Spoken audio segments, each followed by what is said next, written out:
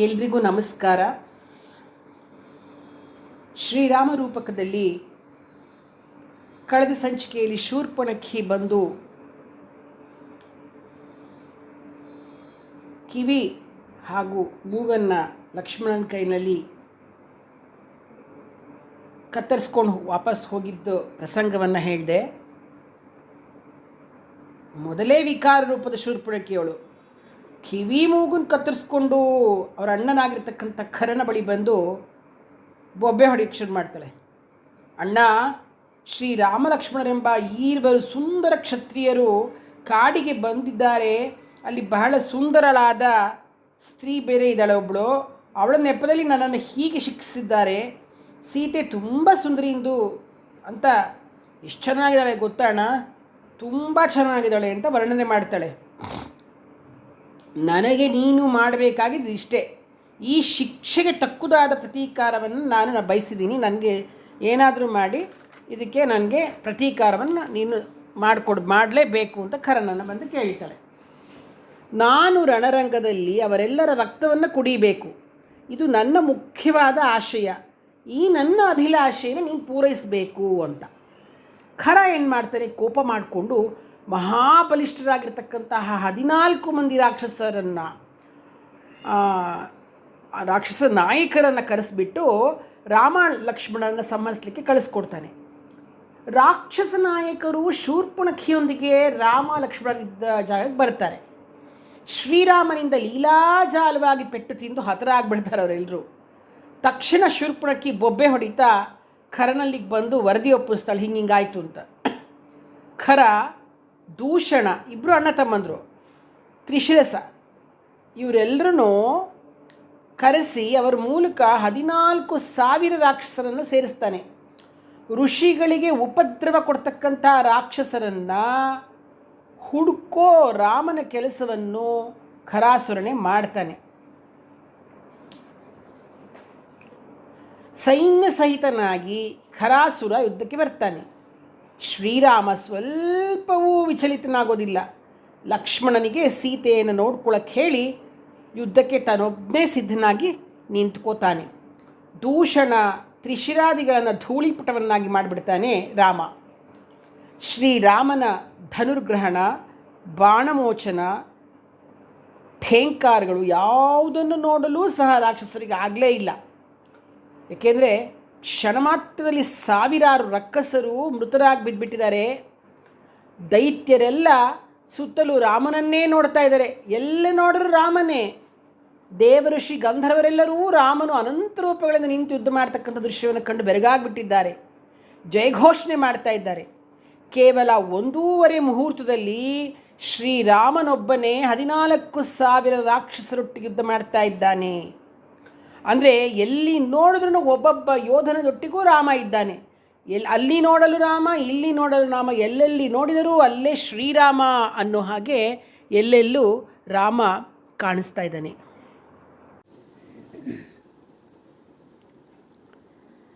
ಅಲ್ಲಿ ನೋಡಲು ರಾಮ, ಇಲ್ಲಿ ನೋಡಲು ರಾಮ, ಎಲ್ಲೆಲ್ಲಿ ನೋಡಿದರೂ ಅಲ್ಲಿ ಶ್ರೀರಾಮ, ಅಲ್ಲಿ ನೋಡಲು ರಾಮ. ಅವನಿಗೆ ಇವರಾಮ, ಇವನಿಗೆ ಅವರಾಮ, ಅವನಿಗೆ ಇವರಾಮ, ಇವನಿಗೆ ಅವರಾಮ. ಅವನಿಯೊಳಿ ಪರಿ ರೂಪ ಉಂಟೇ, ಅವನಿಯೊಳಿ ಪರಿ ರೂಪ ಉಂಟೇ. ಲವ ಮಾತ್ರದಿ ಅಸುರ ದುರುಳರೆಲ್ಲರೂ, ಲವ ಮಾತ್ರದಿ ಅಸುರ ದುರುಳರೆಲ್ಲರೂ. ಅವರವರ ಹೊಡೆದಾಡಿ ಹತರಾಗಿ ಹೋದರು, ಅವರವರ ಹೊಡೆದಾಡಿ ಹತರಾಗಿ ಹೋದರು. ಅಲ್ಲಿ ನೋಡಲು ರಾಮ, ಇಲ್ಲಿ ನೋಡಲು ರಾಮ, ಎಲ್ಲೆಲ್ಲಿ ಅಲ್ಲಿ ಶ್ರೀರಾಮ ಅಲ್ಲಿ ನೋಡಲು ರಾಮ. ರಾವಣನ ಮೂಲ ಬಲ ಕಂಡು ಕಪಿಸೇನೆ ಆವಾಗಲೇ ಬೆದರಿ ಓಡಿದವು. ರಾವಣನ ಮೂಲ ಬಲ ಕಂಡು ಕಪಿಸೇನೆ ಆವಾಗಲೇ ಬೆದರಿ ಓಡಿದವು. ಈ ವೇಳೆ ನರನಾಗಿ ಇರಬಾರದೆಂದೆಣಿಸಿ, ಈ ವೇಳೆ ನರನಾಗಿ ಇರಬಾರದೆಂದೆಣಿಸಿ ದೇವರಾಮಚಂದ್ರ ಜಗವೆಲ್ಲ ತಾನಾದ. ದೇವರಾಮಚಂದ್ರ ಜಗವೆಲ್ಲ ತಾನಾದ ಅಲ್ಲಿ ನೋಡಲು ರಾಮ ಇಲ್ಲಿ ನೋಡಲು ರಾಮ. ಎಲ್ಲೆಲ್ಲಿ ನೋಡಿದರು ಅಲ್ಲಿ ಶ್ರೀರಾಮ ಅಲ್ಲಿ ನೋಡಲು ರಾಮ. ಹನುಮದಾದಿಯರು ಇವನನಪ್ಪಿಕೊಂಡು ಕುಣಿ ಕುಣಿದಾಡಿದರು ಹರುಷದಿಂದ. ಹನುಮದಾದಿಯರು ಇವನನಪ್ಪಿಕೊಂಡು ಕುಣಿ ಕುಣಿದಾಡಿದರು ಹರುಷದಿಂದ. ಕ್ಷಣದಲ್ಲಿ ಪುರಂದರ ವಿಠಲರಾಯನು,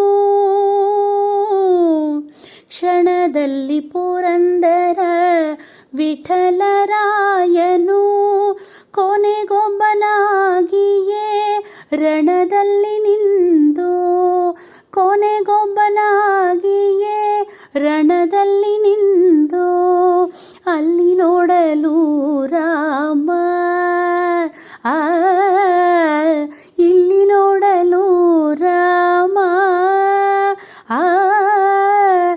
ಎಲ್ಲೆಲ್ಲಿ ನೋಡಿದರು ಅಲ್ಲಿ ಶ್ರೀರಾಮ ಅಲ್ಲಿ ನೋಡಲು ರಾಮ.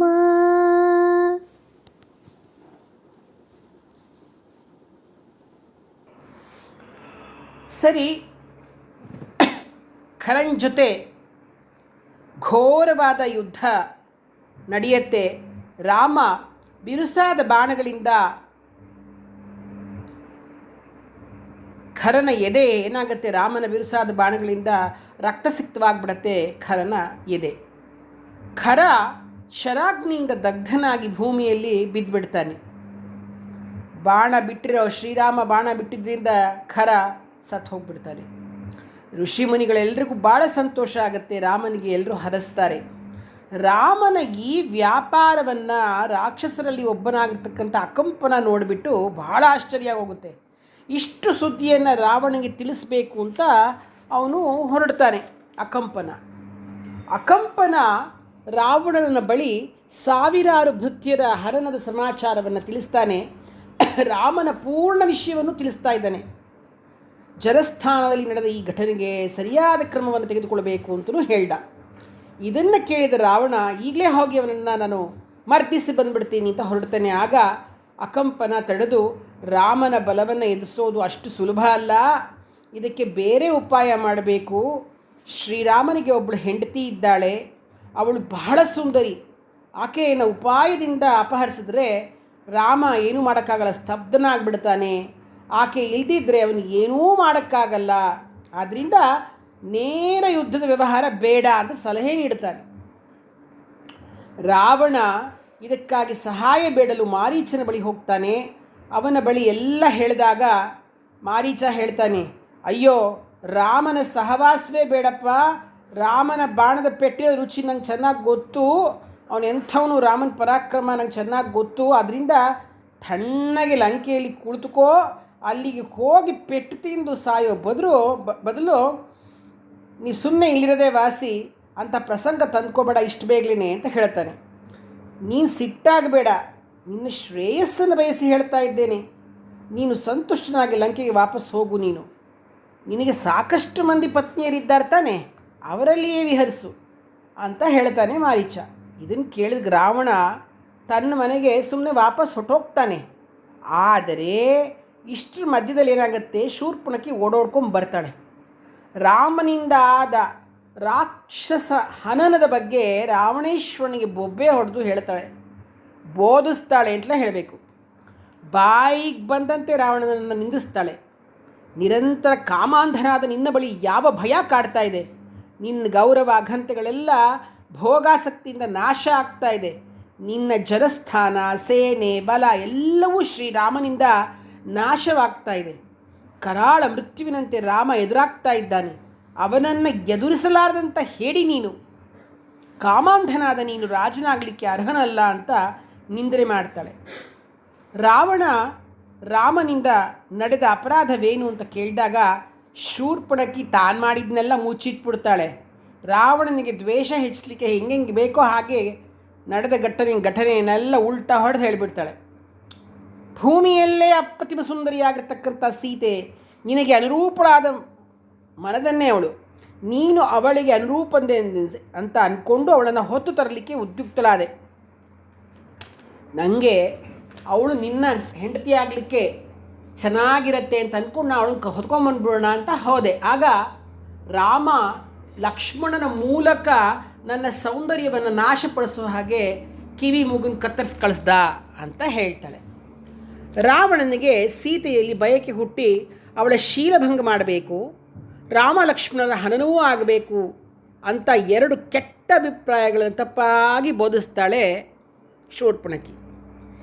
ನಿನಗಾಗಿ ಒಳಿತು ಮಾಡಲು ಹೋಗಿ ನನ್ನ ಕಿವಿ ಮೂಗುಗಳು ತುಂಡಾದವು, ಇಷ್ಟಾದರೂ ನಿನಗೆ ತಂಗಿಯ ಮೇಲೆ ಅನುಕಂಪ ಇಲ್ಲ ಅಂದಾಗ ರಾವಣನಿಗೆ ಬುದ್ಧಿ ಕೆಡತ್ತೆ. ಹೇಗಾದರೂ ಮಾಡಿ ಸೀತೆನ ತನ್ನ ವಶಪಡಿಸ್ಕೋಬೇಕು ಅಂತ ಹಠಕ್ಕೆ ಬೀಳ್ತಾನೆ. ತಂಗಿಗೆ ಆದ ಅನ್ಯಾಯಕ್ಕೆ ಪ್ರತೀಕಾರ ಮಾಡಬೇಕು ಅಂತ ಆ ಚಿಂತೆಗಿಂತ ಹೆಚ್ಚಾಗಿ ಸೀತೆಯನ್ನು ಅಪಹರಿಸಬೇಕೆಂಬ ಕಾಮಲೋಲುಪತೆ ಅವನಲ್ಲಿ ಜಾಸ್ತಿ ಆಗುತ್ತೆ. ಇದರಿಂದ ಪುನಃ ಮಾರೀಚನ ಹತ್ರ ಬರ್ತಾನೆ, ಒತ್ತಾಯಪಡಿಸ್ತಾನೆ. ಮಾರೀಚನ ಮುಂದೆ ಶೂರ್ಪಣಖಿ ತಿಳಿಸಿದ ಎಲ್ಲ ಘಟನೆಗಳನ್ನು ತಿಳಿಸ್ತಾನೆ. ಅದಕ್ಕೆ ಪ್ರತಿಯಾಗಿ ಸೀತೆಯನ್ನು ಅಪಹರಿಸಲಿಕ್ಕೆ ನಿನ್ನಿಂದ ಸಹಾಯ ನನಗೆ ಬೇಕು, ಪರಿಪೂರ್ಣ ಸಹಾಯ ಬೇಕು ಅಂತ ಪ್ರಾರ್ಥನೆ ಮಾಡಿಕೊಳ್ತಾನೆ. ಆಗ ಮಾರೀಚ ರಾಮನ ಶಕ್ತಿ ಸಾಮರ್ಥ್ಯಗಳನ್ನು ಅನೇಕ ಬಾರಿ ನಾನು ಅನುಭವಿಸಿರೋದ್ರಿಂದ ರಾಮನ ಬಾಣಸ್ಪರ್ಶದ ದುಃಖದ ಅನುಭವ ನನಗಿದೆ. ಅವನಿಗೆ ಎಲ್ಲಿ ನೋಡಿದ್ರು ರಾಮನೇ ಕಾಣುತ್ತಾನೆ. ನನಗೆ ಮರಗಿಡಗಳೆಲ್ಲವೂ ನಾರು ಮಡಿ ಕೃಷ್ಣಾರ್ಜುನ ತೊಟ್ಟ ಶ್ರೀರಾಮನಾಗಿಯೇ ಕಾಣಿಸುತ್ತೆ. ಧನುಷ್ಪಾಣಿಯಾದ ರಾಮನನ್ನು ಕಂಡರೆ ಪಾಶಧರಿಸಿದ ಯಮನಂತೆ ನನಗೆ ಭಾಸವಾಗುತ್ತೆ ಅಂತ ಹೇಳ್ತಾನೆ. ರಾವಣ ಇನ್ನೇನು ಹೇಳಲಿ, ರಾಮನ ಭೀತಿ ನನಗೆ ಎಷ್ಟಿದೆ ಅಂದರೆ ಯಾರಾದರೂ ರಾ ಅಂದರೆ ಸಾಕು ಹೃದಯ ಘಡ ಘಡ ನಡುಗುತ್ತೆ. ಹೀಗಿರಬೇಕಾದ್ರೆ ರಾಮನೇ ನನ್ನ ಬಳಿ ಬಂದರೆ ಗತಿ ಏನು? ಆದ್ದರಿಂದ ನಾನು ರಾಮನ ಬಳಿ ಹೋಗಲಾರೆ, ನೀನು ಹೋಗಬೇಡ ಅಂತ ಹೇಳಿದಾಗ ರಾವಣನಿಗೆ ಸಿಟ್ಟಾಗ್ಬಿಡುತ್ತೆ. ನಾನು ಲಂಕಾಧೀಶ್ವರ, ರಾಜನ ಮುಂದೆ ಸೇವಕನ ವರ್ತನೆ ಹೇಗಿರಬೇಕೆಂದು ಗೊತ್ತಿಲ್ವೇ ನಿನಗೆ? ನನಗೆ ಉಪದೇಶ ಮಾಡ್ತೀಯಾ? ನನ್ನ ಆದೇಶದಂತೆ ನೀನು ನಡೀಲೇಬೇಕು, ಇಲ್ಲದಿದ್ದರೆ ನಿನ್ನ ಕಥೆ ಇಲ್ಲಿಗೆ ಮುಗಿಸ್ಬಿಡ್ತೇನೆ. ರಾವಣನ ಮಾತುಗಳನ್ನು ಕೇಳಿ ಮಾರೀಚ ಆಲೋಚನೆ ಮಾಡ್ತಾನೆ, ನನಗೆ ಹಾಗಿದ್ಮೇಲೆ ಡೆಫಿನೆಟ್ ಸಾವು. ಈ ರಾವಣನ ಕೈ ಸಾಯೋದಕ್ಕಿಂತ ರಾಮನ ಕೈ ಸಾಯೋದೇ ಮೇಲು ಅಂತ ತಿಳಿದುಕೊಂಡು ಮಾರೀಚ ಚಿನ್ನದ ಜಿಂಕೆಯ ರೂಪವನ್ನು ಧರಿಸಿ ಹೊರಡ್ತಾನೆ.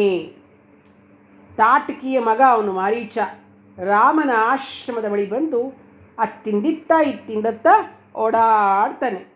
ಬಂಗಾರದ ಜಿಂಕೆ ಬೆಳ್ಳಿಯ ಚುಕ್ಕೆಗಳಿಂದ ಕಂಗೊಳಿಸ್ತಾ ಆ ಸೀತೆಯ ಮನಸ್ಸಿನಲ್ಲಿ ಆಸೆಯನ್ನು ಹುಟ್ಟಿಸುವ ಸಲುವಾಗಿ ಅತ್ತಿಂದಿತ್ತ ಇತ್ತಿಂದತ್ತ ಚಂಗನೆ ಜಿಗಿತಾ ಇರುತ್ತೆ. ಅದೇ ಸಮಯದಲ್ಲಿ ಸೀತೆ ಹೂ ಬಿಡಿಸ್ಬೇಕು, ಹೂ ಕೀಳಕ್ಕೆ ಅಂತ ಹೋಗ್ತಾಳೆ. ಗಿಡ ಮರ ಬಳ್ಳಿಗಳ ಬಳಿಗೆ ಹೋಗ್ತಾಳೆ. ಹೂ ಬಿಡಿಸ್ಬೇಕಾದ್ರೆ ಮಾಯಾಮೃಗವನ್ನು ನೋಡ್ತಾಳೆ. ಅದನ್ನು ನೋಡಿ ಸೀತೆ ರಾಮಂಗೆ ಹೇಳ್ತಾಳೆ, ರಾಮ ಅಲ್ಲಿ ನೋಡು, ಎಷ್ಟು ಚೆನ್ನಾಗಿ ಮನಮೋಹಕವಾಗಿದೆ ಈ ಜಿಂಕೆ, ನನ್ನ ಮನಸ್ಸನ್ನು ಅಪಹರಿಸ್ತಾ ಇದೆ, ನನ್ನ ಆಟಕ್ಕಾಗಿ ಇದನ್ನು ಹಿಡಿದುಕೊಡು. ಆಶ್ರಮದ ವಿಶ್ರಾಂತಿ ಸಮಯದಲ್ಲಿ ಇದರೊಟ್ಟಿಗೆ ನಾನು ಆಟ ಆಡ್ತೇನೆ. ಇದರ ರೂಪ, ಕಾಂತಿ, ಸ್ವರ, ಉತ್ಸಾಹ ಎಲ್ಲ ಬಹಳ ಆಶ್ಚರ್ಯಕರವಾಗಿದೆ. ವಿಚಿತ್ರ ವರ್ಣಗಳಿಂದ ಕೂಡಿದೆ ಈ ಜಿಂಕೆ. ನನ್ನ ಮನಸ್ಸನ್ನೇ ಅಪಹರಿಸಿಬಿಟ್ಟಿದೆ. ನೀನು ಇದನ್ನು ಜೀವಸಹಿತ ಹಿಡಿದೆ ಆದರೆ ನಿನ್ನ ಬಗ್ಗೆ ಮೊದಲೇ ಮುದಗೊಂಡ ನನಗೆ ತಡೆಯಲಾಗದ ಪ್ರೀತಿ ತುಂಬಿಕೊಳ್ಳುತ್ತೆ. ಇಷ್ಟೇ ಅಲ್ಲದೆ 14 ವರ್ಷದ ಅರಣ್ಯವಾಸದ ಸಂಕೇತವಾಗಿ ಇಂತಹ ವಿಚಿತ್ರವಾದ ಜಿಂಕೆಯನ್ನು ಅಲ್ಲಿ ಎಲ್ರಿಗೂ ತೋರಿಸ್ಬೋದು ಅಯೋಧ್ಯೆಗೆ ಹೋದ್ಮೇಲೆ. ಒಂದು ವೇಳೆ ನಿನಗೆ ಜೀವಂತವಾಗಿ ಹಿಡಿದು ತರಲಿಕ್ಕಾಗಲಿಲ್ಲ ಅಂದರೆ ಇದರ ದೇಹದ ಚರ್ಮವನ್ನಾದರೂ ತಂದುಕೊಡು ಅಂತ ಸೀತೆ ಹೇಳ್ತಾಳೆ ರಾಮಂಗೆ. ಅಂದರೆ ಇವಾಗ ನಾವೆಲ್ಲರೂ ಹೊರಗಡೆ ಹೋಗಿದ್ದಾಗ ಆ ಪ್ರದೇಶದ ಒಂದು ನೆನಪಿಗಾಗಿ ಒಂದು ಗಿಫ್ಟ್ ತೊಗೊಂಬರ್ತೀವಿ ನೋಡಿ ನಾವು ವಾಪಸ್ ಬರಬೇಕಾದ್ರೆ. ಆ ಥರ ಹೇಗಿರೋ 14 ವರ್ಷ ಇನ್ನೇನು ಮುಗಿದ್ಬಿಡುತ್ತೆ ನೆಕ್ಸ್ಟ್ ಇಯರ್ಗೆಲ್ಲ. ಆವಾಗ ನಾನು ಏನಾರು ಒಂದು ಸ್ಪೆಷಲ್ ಆಗಿರೋದು ತೊಗೊಂಡು ಹೋದರೆ ಒಂದು ನೆನಪಿಗೆ ಚೆನ್ನಾಗಿರುತ್ತೆ ತೋರಿಸ್ಕೋಬೋದು ಅಂತ ಅವಳ ಪ್ಲ್ಯಾನು. ಶ್ರೀರಾಮ ಸೀತೆಯ ಬೇಡಿಕೆಯನ್ನು ಲಕ್ಷ್ಮಣನೊಂದಿಗೆ ಹಂಚಿಕೊಂಡಾಗ ಲಕ್ಷ್ಮಣ ಹೇಳ್ತಾನೆ, ಅದು ಮಾಯಾಮೃಗ, ಅದು ರಾಕ್ಷಸನಾಗಿರುತ್ತೆ ಅಂತ ಹೇಳ್ತಾನೆ. ಅದಕ್ಕೆ ಶ್ರೀರಾಮ, ಮಾಯಾ ಜಿಂಕೆಯಾದರೆ ಮತ್ತೂ ಒಳ್ಳೆಯದೇ ಆಯಿತು, ಅನಾಯಾಸವಾಗಿ ಒಬ್ಬ ರಾಕ್ಷಸನನ್ನು ಸಂಹಾರ ಮಾಡಿದಂತಾಗತ್ತೆ ಅಲ್ವೇ, ಇಲ್ಲ ಅಂದರೆ ಆಶ್ರಮದಲ್ಲಿ ಆಟ ಆಡಲಿಕ್ಕೆ ಒಂದು ಸುಂದರವಾದ ಜಿಂಕೆ ಸಿಕ್ದಂಗೆ ಆಗುತ್ತೆ ಅಂತ ಹೇಳಿ, ನೀನು ಆಶ್ರಮದಲ್ಲಿ ಸೀತೆಯನ್ನು ರಕ್ಷಣೆ ಮಾಡು ಅಂತ ಹೇಳಿ ಜಿಂಕೆ ಬೆನ್ನಟ್ಟಿ ಹೋಗ್ತಾನೆ ರಾಮ. ಜಿಂಕೆ ತನ್ನ ಚಮತ್ಕಾರ ಏನು ಜಂಪ್ ಮಾಡತ್ತೆ ನೆಗೆತಾ, ಎಷ್ಟು ಓಡ್ತಾ ಕುಣಿಯತ್ತೆ, ಕುಪ್ಪಳಿಸುತ್ತೆ, ಓಡುತ್ತೆ. ಎಲ್ಲಿವರೆಗೂ ಅಂದರೆ ಶ್ರೀರಾಮಚಂದ್ರನನ್ನು ಬಹುದೂರದವರೆಗೆ ಓಡಿಸ್ಕೊಂಡು ಕರ್ಕೊಂಡೋಗ್ಬಿಟ್ಟಿದೆ. ಜಿಂಕೆ ಬಲು ದೂರ ಹೋಗಿ ಕಣ್ಣು ತಪ್ಪುವ ಪ್ರಸಂಗ ಬಂದಾಗ ಶ್ರೀರಾಮ ಬಾಣ ಬಿಡಲಿಕ್ಕೆ ರೆಡಿ ಆಗ್ತಾನೆ. 2 ಸಾರ್ತಿ ರಾಮನ ಬಾಣದ ರುಚಿ ಕಂಡಿತ್ತು ಮಾರೀಚ. ಮಾಯಾರೂಪದ ಮಾರೀಚ ರಾಮನ ಈ ಬಾರಿಯ ಬಾಣ ಪ್ರಯೋಗದಿಂದ ತನ್ನ ಪ್ರಾಣ ಖಂಡಿತ ಅಪಹರಣವಾಗುತ್ತೆ ಅಂತ ತಿಳಿದುಕೊಂಡ್ಬಿಟ್ಟು ರಾಮನಿಗೇನಾದರೂ ಅನ್ಯಾಯ ಮಾಡಿಯೇ ಸಾಯಬೇಕೆಂದು ತೀರ್ಮಾನ ಮಾಡುತ್ತೆ. ತನ್ನ ನಿಜ ಸ್ವರೂಪವನ್ನು ಧರಿಸಿ ಹಾ ಸೀತೆ, ಹಾ ಲಕ್ಷ್ಮಣ ಅಂತ ಕಿರಿಚಿಬಿಡ್ತಾನೆ. ಅದು ಏನು, ತನ್ನ ಸ್ವರವನ್ನು ರಾಮನ ಆರ್ತಸ್ವರದಂತೆ ಬದಲಿಸಿಕೊಂಡು ಕಿರಿಚ್ತಾನೆ. ಸೀತಾ ಲಕ್ಷ್ಮಣರಿಗೆ ರಾಮನು ಆಪತ್ತಿಗೆ ಸಿಲುಕಿದ್ದು ತಮ್ಮನ್ನು ಕರೆಯುತ್ತಿದ್ದಾನೆ ಅಂತ ಭ್ರಮೆಗೊಳ್ಳಲಿ ಅನ್ನೋ ಭಾವದಿಂದ ಕಿರಿಚ್ತಾನೆ. ನೀಚ ಮಾರೀಚ ಸಾಯುವ ಸಂದರ್ಭದಲ್ಲೂ ತನ್ನ ನೀಚತನ ಬಿಡಲಿಲ್ಲ ಅವನು. ಸೀತೆ, ಲಕ್ಷ್ಮಣ ಅಂತಕ್ಕಂಥ ತಾರಕಸ್ವರದಿಂದ ಕೂಡಿರ್ತಕ್ಕಂಥ ರಾಮನ ಆರ್ತಸ್ವರದಂತಹ ಧ್ವನಿ ಆಶ್ರಮದಲ್ಲಿರ್ತಕ್ಕಂಥ ಸೀತಾ ಲಕ್ಷ್ಮಣರಿಗೆ ಕೇಳಿಸುತ್ತೆ. ತಕ್ಷಣ ಸೀತೆ ರಾಮನ ಬಳಿಗೆ ಹೋಗು ನೀನು ಅಂತ ಲಕ್ಷ್ಮಣನನ್ನು ತುಂಬ ಒತ್ತಾಯ ಮಾಡ್ತಾಳೆ. ಲಕ್ಷ್ಮಣ ಎಷ್ಟು ಹೇಳಿದ್ರೂ ಸೀತೆ ಒಪ್ಪಲಿಲ್ಲ.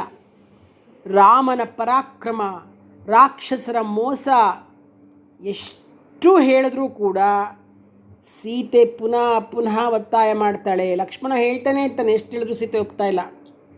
ಲಕ್ಷ್ಮಣ ಒಪ್ಪಲಿಲ್ಲ. ಅದಕ್ಕೆ ಸೀತೆ ಏನು ಮಾಡ್ತಾಳೆ, ಅವನನ್ನು ಬಾಯಿಗೆ ಬಂದಂಗೆ ಬೈತಾಳೆ.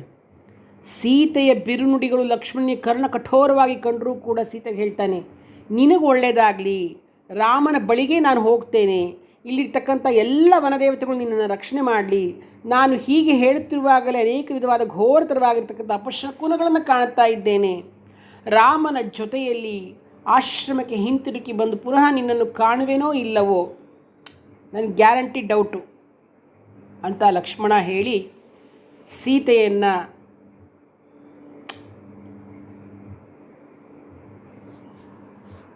ಬಿಟ್ಟು ಹೋಗಲಿಕ್ಕೆ ಸಿದ್ಧನಾಗಿದ್ದಾಗ ಸೀತೆ ಗೋಳಾಡ್ತಾ ಧಾರಾಕಾರವಾಗಿ ಕಣ್ಣೀರನ್ನು ಸುರಿಸ್ತಾ ಮತ್ತೆ ತುಂಬ ಅತಿ ತೀಕ್ಷ್ಣವಾದ ಮಾತನಾಡ್ತಾಳೆ. ಲಕ್ಷ್ಮಣ, ರಾಮನಿಲ್ಲದ ನಾನು ಗೋದಾವರಿ ನದಿಯಲ್ಲಿ ಬಿದ್ದು ಸಾಯುತ್ತೇನೆ, ಹೇಗಾದರೂ ಸರಿ ಈ ಶರೀರವನ್ನು ಪರಿತ್ಯಜಿಸಿಬಿಡ್ತೇನೆ, ಆದರೆ ರಾಮನನ್ನು ಬಿಟ್ಟು ಬೇರೆ ಯಾರನ್ನೂ ನಾನು ಕಾಲಿಂದಲೂ ಮುಟ್ಟುವುದಿಲ್ಲ. ಸರಿ, ಇನ್ನೇನು ಮಾಡ್ತಾನೆ ಲಕ್ಷ್ಮಣನಿಗೆ ದಿಕ್ಕೇ ತೋಚಲ್ಲ. ಸೀತಾದೇವಿಗೆ ನಮಸ್ಕಾರ ಮಾಡಿ ಹೆಜ್ಜೆ ಹೆಜ್ಜೆಗೂ ಹಿಂತಿರುಗಿ ಸೀತಾದೇವಿಯನ್ನೇ ನೋಡ್ತಾ ರಾಮನ ಬಳಿಗೆ ಹೊರಟುಬಿಡ್ತಾನೆ. ಈ ಕಡೆ ಸೀತೆ ಒಬ್ಬಂಟಿಯಾಗಿಗಳೇನು ಗೊತ್ತಾಯ್ತಲ್ಲ, ರಾವಣ ಸನ್ಯಾಸಿ ವೇಷ ಧರಿಸಿ ಬರ್ತಾನೆ. ಸೀತೆಯನ್ನು ನೋಡಿ ಬಗೆ ಬಗೆಯಾಗಿ ಹೊಗಳುತ್ತಾನೆ. ನಿನ್ನಂತಹ ರೂಪವತಿಯಾದ ಸ್ತ್ರೀಯನ್ನು ನಾನು ಭೂಮಂಡಲದಲ್ಲಿಯೇ ಇದುವರೆಗೂ ನೋಡಿಲ್ಲ. ಶ್ರೇಷ್ಠವಾದ ಈ ನಿನ್ನ ರೂಪ, ಸೌಕುಮಾರ್ಯ, ವಯಸ್ಸು ಎಲ್ಲಕ್ಕೂ ವಿರುದ್ಧವಾಗಿ ಭಯಂಕರವಾದ ಈ ಅರಣ್ಯದಲ್ಲಿ ನೀನು ವಾಸ ಮಾಡ್ತಾ ಇರತಕ್ಕಂಥದ್ದು, ಈ ವಿಷಯಗಳು ನನ್ನ ಮನಸ್ಸನ್ನು ಕದಡ್ತಾ ಇವೆ. ಅರಣ್ಯವಾಸ ನಿನ್ನಂಥವಳಿಗೆ ಯೋಗ್ಯವಲ್ಲ. ಕಾಮರೂಪಿಗಳಾಗಿರ್ತಕ್ಕಂಥ ಭಯಂಕರವಾದ ರಾಕ್ಷಸರಿಗೆ ಇದು ವಾಸಸ್ಥಾನವಾಗಿದೆ. ನೀನು ತುಂಬ ಶ್ರೇಷ್ಠಳಾಗಿರ್ತಕ್ಕಂಥವಳು, ನಿನ್ನ ಪತಿಯೂ ಶ್ರೇಷ್ಠನೆಂದೇ ಭಾವಿಸುತ್ತೇನೆ. ಯಾರಮ್ಮ ನೀನು? ಇಲ್ಲಿಗೆ ಯಾಕೆ ಬಂದಿದ್ದೀಯಾ? ರಾವಣ ಬ್ರಾಹ್ಮಣ ಸನ್ಯಾಸಿಯ ವೇಷ ಧರಿಸಿ ಬಂದಿದ್ದರಿಂದ ಸೀತೆ ಅವನಿಗೆ ಅತಿಥಿ ಸತ್ಕಾರ ಮಾಡ್ತಾಳೆ. ರಾವಣನ ಪ್ರಶ್ನೆಗಳಿಗೆ ಉತ್ತರಿಸ್ತಾ ತಾನು ವನಕ್ಕೆ ಬಂದ ಕಾರಣ ಎಲ್ಲವನ್ನ ಹೇಳ್ತಾಳೆ. ರಾವಣನನ್ನು ತನ್ನ ಪರಿಚಯ ಮಾಡಿಕೊಳ್ಳಿಕ್ಕೆ ಕೇಳ್ತಾಳೆ. ಆಗ ಸನ್ಯಾಸಿ ವೇಷದಲ್ಲಿದ್ದ ರಾವಣ ತನ್ನ ನಿಜವಾದ ಪರಿಚಯವನ್ನು ಮಾಡಿಕೊಟ್ಬಿಡ್ತಾನೆ. ನಾನು ಲಂಕಾಧೀಶ್ವರನಾದ ರಾವಣೇಶ್ವರ. ನಿನಗೆ 5,000 ಮಂದಿ ದಾಸಿಯರನ್ನು ನಾನು ನೀಡ್ತೇನೆ. ಲಂಕೆಯ ಸಕಲ ವೈಭವಗಳು ನಿನ್ನ ಅಂಕೆಗೆ ಬರುವಂತೆ ಮಾಡುತ್ತೇನೆ. ನೀನು ನನ್ನ ಮನದನ್ನೇ ಆಗಬೇಕು ಅಂತ ಕೇಳಿಕೊಳ್ತಾನೆ. ಆಗ ಸೀತೆಯು ನಿಷ್ಠುರವಾಗಿ ನಿರ್ಭಯಳಾಗಿ ಹೇಳ್ತಾಳೆ, ರಾಮನ ಪತ್ನಿಯನ್ನು ಕೆಟ್ಟ ದೃಷ್ಟಿಯಿಂದ ನೋಡುವ ಧೈರ್ಯ ನಿನಗೆ ಹೇಗೆ ಬಂತು? ನಿನ್ನಂತಹ ಕಾಮಪುರುಷರನ್ನ ಕಡೆಗಣ್ಣಿಂದಲೂ ನೋಡಲಾರೆ, ತೊಲಗಾಚೆ ಅಂತ ಹೇಳಿ ದಿಟ್ಟತನದಿಂದ ಉತ್ತರ ಕೊಡ್ತಾಳೆ. ಸೀತೆ ಮಾತು ಕೇಳಿ ರಾವಣ ರೋಷದಿಂದ ಕೈಯಿಂದ ಕೈಯನ್ನು ಅಪ್ಪಳಿಸ್ತಾ ಶರೀರವನ್ನು ದೊಡ್ಡದಾಗಿ ಹಿಗ್ಗಿಸ್ತಾನೆ. ತನ್ನ ನಿಜವಾದ ರೂಪವನ್ನು ತೋರಿಸ್ತಾನೆ. ಅವನು ತನ್ನ ಎಡಗೈಯಿಂದ ಕಮಲಲೋಚನೆಯಾಗಿರ್ತಕ್ಕಂಥ ಸೀತೆಯ ಮುಡಿಯನ್ನು ಬಲಗೈಯಿಂದ ತೊಡೆಗಳನ್ನು ಹಿಡಿದಿಟ್ಕೊಂಡು ತನ್ನ ರಥಕ್ಕೆ ಹತ್ತಿಸ್ಬಿಡ್ತಾನೆ. ಹಾಗೆ ರಾವಣನಿಂದ ಹಿಡಿಯಲ್ಪಟ್ಟ ಸೀತಾದೇವಿ ದುಃಖದಿಂದ ಸಂಕಟ ಪಡುತ್ತಾ ಅರಣ್ಯದಲ್ಲಿ ಬಹಳ ದೂರಕ್ಕೆ ಹೋಗಿರ್ತಕ್ಕಂತಹ ರಾಮನನ್ನು ಸಂಬೋಧಿಸಿ, ಹಾ ರಾಮ ರಕ್ಷಿಸು, ಅಯ್ಯೋ ನೀನೆಲ್ಲಿರುವೆ ಅಂತ ಗಟ್ಟಿಯಾಗಿ ಕೂಗ್ಕೊಳ್ತಾಳೆ. ರಾವಣನನ್ನು ನೋಡಲಿಕ್ಕೆ ಇಷ್ಟ ಇಲ್ಲ. ಅವನ ಹಿಡಿತದಿಂದ ಬಿಡಿಸ್ಕೊಳ್ಳಿಕ್ಕೆ ವಿಲಿಗುಡ್ತಾ ಇದ್ದ ಸೀತೆಯನ್ನು ಕಾಮಾಂಧನಾದ ರಾವಣ ರಥದಲ್ಲಿ ಕೂರಿಸ್ಕೊಂಡು ಅಂತರಿಕ್ಷಕ್ಕೆ ಹಾರ್ತಾನೆ. ರಾವಣನಿಂದ ಆಕಾಶ ಮಾರ್ಗದಲ್ಲಿ ಸೆಳೆದೊಯ್ಯಲ್ಪಡ್ತಿದ್ದ ಸೀತಾದೇವಿಯು ಹುಚ್ಚಳಂತೆ ಮತ್ತು ರೋಗ ಪೀಡಿತಳಾದಳಂತೆ ಭ್ರಮೆ ಹೊಂದಿದ ಬುದ್ಧಿಯಿಂದ ಕೂಡಿದವಳಾಗಿ ಕೂಗ್ಕೊಳ್ಳೋಕ್ಕೆ ಆರಂಭಿಸ್ತಾಳೆ. ಲಕ್ಷ್ಮಣನಿಗೆ ರಾಮನಿಗೆ ಕೂಗಿ ಹೇಳ್ತಾಳೆ, ರಾವಣನು ಅಪಹರಿಸಿರುವವನೆಂದು, ತನ್ನನ್ನು ರಕ್ಷಿಸಬೇಕೆಂದು ಜನಸ್ಥಾನದಲ್ಲಿರುವ ಮರಗಿಡಗಳನ್ನು ಸಂಬೋಧಿಸ್ತಾ ಇದ್ದಾಳೆ. ನನ್ನ ದುರವಸ್ಥೆಯನ್ನು ನೋಡಿ ನೀಚ ರಾವಣನನ್ನು ಅಪಹರಿಸಿದ್ದಾನೆ. ಇದನ್ನು ರಾಮನಿಗೆ ಹೇಳಿ ಅರಣ್ಯದಲ್ಲಿರ್ತಕ್ಕಂತಹ ಎಲ್ಲ ಪ್ರಾಣಿ ಪಕ್ಷಿಗಳಿಗೂ ತಾನು ರಾವಣನಿಂದ ಅಪಹೃತಳಾಗುತ್ತಿರುವುದನ್ನು ರಾಮನಿಗೆ ತಿಳಿಸಿರಿ ಅಂತ ಹೇಳ್ತಾಳೆ. ಇವಳ ಒಂದು ಕರುಣಾಜನಕವಾದ ಮಾತುಗಳನ್ನು ಕೇಳಿಕೊಂಡು ಗೋಳಾಡ್ತಿದ್ದ ಸೀತೆಯ ಅತ್ಯಂತ ದುಃಖಿತೆಯಾಗಿ ಮುಂದೆ ಹೋಗ್ತಿದ್ದಾಗ ಮರದ ಮೇಲಿದ್ದ ಜಟಾಯು ಕಾಣಿಸ್ತೆ ಸೀತೆಗೆ. ಆ ಸೀತೆ ಜಟಾಯುವಿಗೆ ಹೇಳ್ತಾಳೆ, ರಾವಣ ತನ್ನನ್ನು ಅಪಹರಿಸಿಕೊಂಡು ಹೋಗ್ತಾ ಇರೋದನ್ನು ಎಲ್ಲ ಹೇಳ್ತಾಳೆ ಜಟಾಯುವಿಗೆ. ಆದರೆ ಕ್ರೂರಿಯಾದ ರಾಕ್ಷಸನನ್ನು ತಡೆಯಲು ನಿನ್ನಿಂದ ಸಾಧ್ಯವಾಗುವುದಿಲ್ಲ. ನೀನು ರಾಮನಿಗೆ ನನ್ನ ಅಪಹರಣದ ವಾರ್ತೆಯನ್ನು ಹೇಳು, ಲಕ್ಷ್ಮಣನಿಗೂ ಹೇಳಬೇಕು ಅಂತ ಹೇಳ್ತಾಳೆ. ಮರದ ಮೇಲೆ ಮಲಗಿರ್ತಕ್ಕಂಥ ಜಟಾಯು ಸೀತೆಯ ಕೂಗನ್ನು ಕೇಳಿ ರಾವಣನನ್ನು ನೋಡಿ ಬುದ್ಧಿವಾದ ಹೇಳುತ್ತೆ. ರಾಮ ನಿನಗೆ ಯಾವ ವಿಧವಾದ ಅಪರಾಧ ಮಾಡದಿದ್ದರೂ ನೀನು ಯಾಕೆ ಇಂತಹ ಅಪರಾಧ ಮಾಡ್ತಾ ಇದ್ದೀಯಾ? ನಾನು ತುಂಬ ವಯಸ್ಸಾಗಿ ಹೋಗಿದೆ, ನನಗೆ ನೀನಾದರೂ ಹೆಂಗೋ ಶಸ್ತ್ರ ಬೇರೆ ಇಟ್ಕೊಂಡಿದ್ಯಾ, ರಥಾರೂಢನಾಗಿದ್ಯಾ, ಆದರೂ ನನ್ನ ಕೈಯಿಂದ ಸೀತೆಯನ್ನು ಅಪಹರಿಸ್ಕೊಂಡು ಹೋಗ್ಲಾರೆ ನೀನು ಅಂತ ಮುದುಕ ಆಗಿದ್ರು ಜಟಾಯು ಎಷ್ಟು ಪೌರುಷ ತೋರಿಸುತ್ತೆ ಅಂದರೆ, ರಾವಣನಿಗೆ ನ್ಯಾಯಸಮ್ಮತವಾದ ಮಾತುಗಳನ್ನು ಹೇಳಿದ್ರೆ ರಾವಣ ಕೋಪ ಮಾಡಿಕೊಂಡು ಜಟಾಯುವನ್ನು ಆಕ್ರಮಣ ಮಾಡ್ತಾನೆ. ಅವರಿಬ್ಬರಿಗೂ ಭೀಕರವಾದ ಯುದ್ಧವಾಗುತ್ತೆ. ಜಟಾಯು ರಾವಣನ ರಥವನ್ನು ಮುರಿದು ಹಾಕಿಬಿಡ್ತಾನೆ. ರಾವಣನ ವೈದೇಹಿಯನ್ನು ತೊಡೆಯ ಮೇಲೆ ಕುಳ್ಳಿರಿಸಿಕೊಂಡು ಭೂಮಿಯಲ್ಲಿ ಬಿದ್ದೋಗ್ಬಿಡ್ತಾನೆ. ಬಾಣಗಳ ಒಂದು ಪ್ರಹಾರದಿಂದ ಬಹಳವಾಗಿ ಬೆಳೆದಿದ್ದ ಜಟಾಯುವನ್ನು ಗಮನಿಸಿದ ರಾವಣ ಪ್ರಹೃಷ್ಟನಾಗಿ ಸೀತೆಯನ್ನು ಎತ್ಕೊಂಡೇ ಮೇಲೆ ಹಾರು ಹೋಗ್ಬಿಡ್ತಾನೆ. ಅಸ್ತ್ರವಿಹೀನವಾಗಿ ಕೇವಲ ಕತ್ತಿಯೊಂದನ್ನೇ ಇಟ್ಕೊಂಡಿದ್ದ ರಾವಣನ ಜಟಾಯು ನಿಲ್ಲಿಸಿ ನಿನ್ನ ವಿನಾಶ ಖಂಡಿತ ಅಂತ ಬಗೆಯಾಗಿ ಎಚ್ಚರಿಸ್ತಾನೆ. ಮತ್ತೆ ಅವರಿಬ್ಬರಲ್ಲಿ ಕಾದಾಟ ಪ್ರಾರಂಭ ಆಗುತ್ತೆ. ರಾವಣ ತನ್ನ ಬಳಿ ಇರ್ತಕ್ಕಂಥ ಖಡ್ಗದಿಂದ ಜಟಾಯುವಿನ 2 ರೆಕ್ಕೆಗಳನ್ನು ಕಾಲುಗಳನ್ನು ಕತ್ತರಿಸಾಕ್ಬಿಡ್ತಾನೆ. ರೆಕ್ಕೆ ಕತ್ತರಿಸಲ್ಪಟ್ಟ ತಕ್ಷಣ ಜಟಾಯು ಕುಟುಕು ಜೀವದಿಂದ ಪಾಪ ಭೂಮಿ ಮೇಲೆ ಬಿದ್ದುಬಿಡುತ್ತೆ. ಅದನ್ನು ನೋಡಿ ಸೀತೆ ರಾವಣನ ತೊಡೆಯಿಂದ ಧುಮುಕಿ ಜಟಾಯುವನ್ನು ಸಂತೈಸ್ತಾಳೆ. ರಾವಣ ರಾಮ ರಾಮ ಎಂದು ಶೋಕ ಮಾಡ್ತಾ ಇರ್ತಕ್ಕಂತಹ ಸೀತೆಯ ಮುಡಿಯನ್ನು ಹಿಡಿದುಕೊಳ್ತಾನೆ. ಇದನ್ನು ನೋಡ್ತಕ್ಕಂಥ ಬ್ರಹ್ಮ ಕಾರ್ಯದ ಸಿದ್ಧಿಯಾಯಿತು ಅಂತ ಅಂದುಕೊಳ್ತಾನೆ. ಬ್ರಹ್ಮ ಕಾಡಿನ ಋಷಿಗಳು ರಾವಣನ ವಧೆ ನಿಜವಾಗ ಹತ್ತಿರ ಬಂತು ಅಂತ ಸಂತೋಷ ಆಗೋಯ್ತು ಎಲ್ರಿಗೂ. ಸೀತೆಯ ಸಂಕಟವನ್ನು ನೋಡಿ ಬೇಜಾರು ಆಯಿತು ಎಲ್ರಿಗೂ. ಅಯ್ಯೋ ರಾಮ, ಅಯ್ಯೋ ಲಕ್ಷ್ಮಣ ಅಂತ ಕೂಗ್ಕೊಂಡು ರೋದನ ಮಾಡ್ತಾ ಇರ್ತಕ್ಕಂಥ ಸೀತಾದೇವಿಯನ್ನು ಎತ್ಕೊಂಡು ರಾಕ್ಷಸೇಶ್ವರನಾದ ರಾವಣ ಆಕಾಶ ಮಾರ್ಗದಲ್ಲಿ ಹೊರಟು ಹೋಗ್ತಾನೆ. ಸೀತೆ ರಾವಣನಿಗೆ ವಿಧ ವಿಧವಾಗಿ ಎಷ್ಟು ಎಚ್ಚರಿಸಿದ್ರೂ ಕೂಡ ಪ್ರಯೋಜನ ಆಗಲೇ ಇಲ್ಲ. ಹೀಗೆ ರಾವಣನಿಂದ ಅಪಹೃತಳಾದ ಸೀತೆಯ ರಕ್ಷಕ ಯಾರನ್ನೂ ಕಾಣದೇ ಇದ್ದಾಗ ಪರ್ವತದ ಶಿಖರದ ಮೇಲಿದ್ದ 5 ವಾನರ ಶ್ರೇಷ್ಠರನ್ನು ನೋಡ್ತಾಳೆ. ಯಾಕೆಂದರೆ ಅವಳಿಗೆ ಹೆಲ್ಪ್ ಮಾಡಲಿಕ್ಕೆ ಯಾರೂ ಕಾಣಿಸ್ತಾ ಇಲ್ವಲ್ಲ. ಸೀತೆ ಏನು ಮಾಡ್ತಾಳೆ, ರೇಷ್ಮೆ ಉತ್ತರೀಯದಲ್ಲಿ ಆಭರಣಗಳನ್ನೆಲ್ಲ ಅನಸೂಯೆ ಕೊಟ್ಟಿರ್ತಾಳಲ್ಲ ಆಭರಣ ಎಲ್ಲ ಹಾಕಿ ಗಂಟು ಕಟ್ಟಿ ವಾನರರ ಮೇಲೆ ಬಿಸಾಕ್ಬಿಡ್ತಾಳೆ. ಅಕಸ್ಮಾತ್ ಏನಾದರೂ ಶ್ರೀರಾಮ ಹುಡುಕೊಂಡು ಬಂದು ಅವ್ರಿಗೇನಾದ್ರು ಗೊತ್ತಾದ್ರೆ ಈ ಗುರುತು ಸಿಕ್ಕಲಿ ಅಂತ. ಶ್ರೀರಾಮನಿಗೆ ಅವರೇನಾದರೂ ಈ ಗುರುತುಗಳನ್ನು ತೋರಿಸಿ ತನ್ನ ವಿಷಯವನ್ನು ಹೇಳ್ಬೋದೇನೋ ಅನ್ನೋ ಭಾವನೆ ಅವಳದು. ಇದನ್ನು ರಾವಣ ಗಮನಿಸಲಿಲ್ಲ ಸದ್ಯ.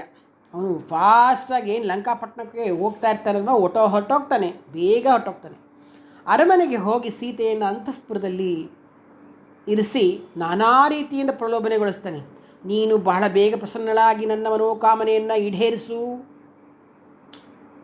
ನಿನ್ನನ್ನು ಹಾಗೆ ನೋಡ್ಕೋತೀನಿ ಹೀಗೆ ನೋಡ್ಕೋತೀನಿ, ತುಂಬ ಅವಳನ್ನು ಒಲಿಸ್ಕೊಳ್ಳೋಕೆ ನೋಡ್ತಾನೆ. ವೈದೇಹಿ ಒಂದು ಹುಲ್ಲು ಕಡ್ಡಿಯನ್ನು ಮಧ್ಯದಲ್ಲಿಟ್ಕೊಂಡು ಶ್ರೀರಾಮನು ನಿನ್ನನ್ನು ಸಂಹರಿಸಿ ನನ್ನನ್ನು ಕರೆದುಕೊಂಡು ಹೋಗ್ತಾನೆ ಅಂತ ಹೇಳ್ತಾಳೆ. ಅವನಿಗೆ ಛೀಮಾರಿ ಹಾಕ್ತಾಳೆ. ನಾನು ರಾಮನನ್ನು ಬಿಟ್ಟು ಯಾರನ್ನೂ ಒರೆಸೋದಿಲ್ಲ, ನೀನು ನನ್ನನ್ನು ಕತ್ತರಿಸಿ ಹಾಕೋದು ಸರಿ, ನನಗೆ ಯಾವ ದುಃಖವೂ ಆಗೋದಿಲ್ಲ. ಬಹಳ ಕೋಪಗೊಂಡಿರ್ತಕ್ಕಂತಹ ಸೀತೆಗೆ ರಾವಣ, ಮೈಥಿಲಿ, ನಿನಗೆ 12 ತಿಂಗಳ ಅವಧಿಯನ್ನು ಕೊಟ್ಟಿದ್ದೇನೆ. ಈ ಅವಧಿ ಮುಗಿಯುವುದರೊಳಗೆ ನೀನು ನನ್ನ ವಶವಾಗದಿದ್ದರೆ ನಿನ್ನನ್ನು ತಿಂದು ಬಿಡುತ್ತೇನೆ ಅಂತ ಹೇಳ್ತಾನೆ. ರಾಕ್ಷಸಿಯರಿಗೆ ಸೀತೆಗೆ ಭಯವನ್ನುಂಟು ಮಾಡೋಕ್ಕೆ ಹೇಳ್ತಾನೆ. ಸೀತೆಯನ್ನು ಅಶೋಕವನಕ್ಕೆ ಕರೆದುಕೊಂಡು ಹೋಗಿ ಅವಳನ್ನು ಕಾಯ್ತಾ ಇರಿ ಅಂತ ಹೇಳಿದಾಗ ಸೀತೆ ಭಯದಿಂದ ಎಚ್ಚರ ತಪ್ಪುತ್ತಾಳೆ. ದೇವೇಂದ್ರನಿಗೆ ಬ್ರಹ್ಮ ಹೇಳ್ತಾನೆ, ಸೀತೆಯು ಲಂಕೆಯಲ್ಲಿ ಬಂಧಿತಳಾಗಿರುವುದು ರಾಮನಿಗೆ ತಿಳಿಯುವುದಾದರೂ ಹೇಗೆ ಅಂತ. ತನಗೊದಗಿರುವ ದುಃಖವನ್ನು ಸದಾ ಚಿಂತಿಸುತ್ತಾ ಯಾರ ಕಣ್ಣಿಗೂ ಬೀಳದ ಸೀತೆ ಜೀವಿಸಲಿಕ್ಕೆ ಇಚ್ಛೆ ಇಲ್ಲದೆ ಅಸುನೀಗ್ತಾಳೆ. ಆದ್ದರಿಂದ ನೀನು ಈಗಲೇ ಹೋಗಿ ಸೀತೆಯನ್ನು ಸಂದರ್ಶಿಸು, ಅವಳಿಗೆ ಒಳ್ಳೆಯ ಆಹಾರವನ್ನು ಕೊಡು ಅಂತ ಹೇಳ್ತಾನೆ ಬ್ರಹ್ಮ. ಆಗ ಇಂದ್ರ ಏನು ಮಾಡ್ತಾನೆ, ಬ್ರಹ್ಮನ ಆಜ್ಞೆಯಂತೆ ನಿದ್ರಾದೇವಿಯೊಡನೆ ಅಶೋಕವನವನ್ನು ಪ್ರವೇಶ ಮಾಡ್ತಾನೆ. ಸುತ್ತಲೂ ಇರುವ ರಾಕ್ಷಸ ಸ್ತ್ರೀಯರಿಗೆ ನಿದ್ರೆ ಬರುವಂತೆ ಮಾಡಿ ಸೀತೆಗೆ ತನ್ನ ಪರಿಚಯವನ್ನು ಮಾಡಿಕೊಳ್ತಾನೆ. ತನ್ನ ಅನುಗ್ರಹದಿಂದಲೇ ಶ್ರೀರಾಮ ಸಮುದ್ರವನ್ನು ದಾಟಿ ಬರ್ತಾನಿಲ್ಲಿ. ನಿನಗೆ ಸಹಾಯ ಮಾಡುವ ಆಶಯದಿಂದ ನಾನು ಮಂತ್ರಪೂರ್ವಕವಾಗಿರ್ತಕ್ಕಂತಹ ಪಾಯಸಾನ್ನವನ್ನು ತೆಗೆದುಕೊಂಡು ಬಂದಿದ್ದೇನೆ. ನಿದ್ರಾದೇವಿ ಜೊತೆ ಬಂದಿದ್ದೇನೆ. ನಾನು ಕೊಡ್ತಕ್ಕಂತಹ ಅನ್ನವನ್ನು ನೀನು ಭಕ್ಷಿಸಿದ್ದೇ ಆದರೆ ನಿನಗೆ 10,000 ವರ್ಷಗಳವರೆಗೆ ಹಸಿವಾಗಲಿ ಬಾಯಾರಿಕೆಯಾಗಲಿ ಉಂಟಾಗೋದಿಲ್ಲ. ದೇವೇಂದ್ರನನ್ನು ನಿಜವಾಗಿಯೂ ನೀನು ದೇವೇಂದ್ರನೇ ಎಂದು ಕೇಳಿ ತನ್ನ ಸಂಶಯ ವ್ಯಕ್ತಪಡಿಸ್ತಾಳೆ ಪಾಪ. ಯಾಕೆಂದರೆ ಇಷ್ಟು ಹೇಳಿದ್ಮೇಲೆ ಯಾವುದೋ ರಾಕ್ಷಸ ಇದೇ ಥರ ಬಂದು ಕೊಟ್ಟರೆ ನಾನು ಕತೆ ಏನು ಅಂತ ಅವಳಿಗೆ ಭಯ. ಅದಕ್ಕೆ ಪಾಪ ಸೀತೆ ಏನು ಮಾಡ್ತಾಳೆ, ನೀನು ನಿಜವಾಗ್ಲೂ ದೇವೇಂದ್ರನ ಅಂತ ಕೇಳ್ತಾಳೆ. ನೀನು ದೇವೇಂದ್ರನೇ ಆಗಿದ್ದರೆ ದೇವಲಕ್ಷಣಗಳನ್ನು ನನಗೆ ವ್ಯಕ್ತಪಡಿಸು ಅಂತ ಕೇಳಿದಾಗ ಸೀತಾದೇವಿಯ ಕೋರಿಕೆಯಂತೆ ಇಂದ್ರ ತನ್ನ ನಿಜವಾದ ರೂಪವನ್ನು ತೋರಿಸ್ತಾನೆ. ಆಗ ಸೀತೆ ಇಂದ್ರನಿಂದ ಪಾಯಸವನ್ನು ತೆಗೆದುಕೊಂಡು ಶ್ರೀರಾಮನಿಗೂ ಲಕ್ಷ್ಮಣನಿಗೂ ಮನಸ್ಸಿನಲ್ಲಿಯೇ ಅರ್ಪಿಸಿ ತಾನು ಸೇವಿಸ್ತಾಳೆ. ಇಂದ್ರನಿಂದ ರಾಮಲಕ್ಷ್ಮಣ ವೃತ್ತಾಂತವನ್ನು ತಿಳಿದು ಸಂತೋಷಗೊಳ್ತಾಳೆ. ಇಂದ್ರ ಸೀತೆಯ ಅನುಮತಿಯನ್ನು ಪಡೆದು ನಿದ್ರಾದೇವಿ ಜೊತೆ ರಾಮನ ಕಾರ್ಯದ ಒಂದು ಸಿದ್ಧಿಗಾಗಿ ಸ್ವರ್ಗಲೋಕಕ್ಕೆ ಹೋಗ್ತಾನೆ. ಮುಂದಿನ ಸಂಚಿಕೆಯಲ್ಲಿ ಶ್ರೀರಾಮ ಮಾರೀಚರನ್ನು ಕೊಂದು ವಾಪಸ್ ಬಂದು ಸೀತೆ ಕಾಣದಿದ್ದಾಗ ಯಾವ ರೀತಿ ಅವನು ಹುಡುಕ್ತಾನೆ ಅಂತಕ್ಕಂಥದ್ದನ್ನು ತಿಳಿಸ್ಕೊಡ್ತೀನಿ. ಧನ್ಯವಾದಗಳು.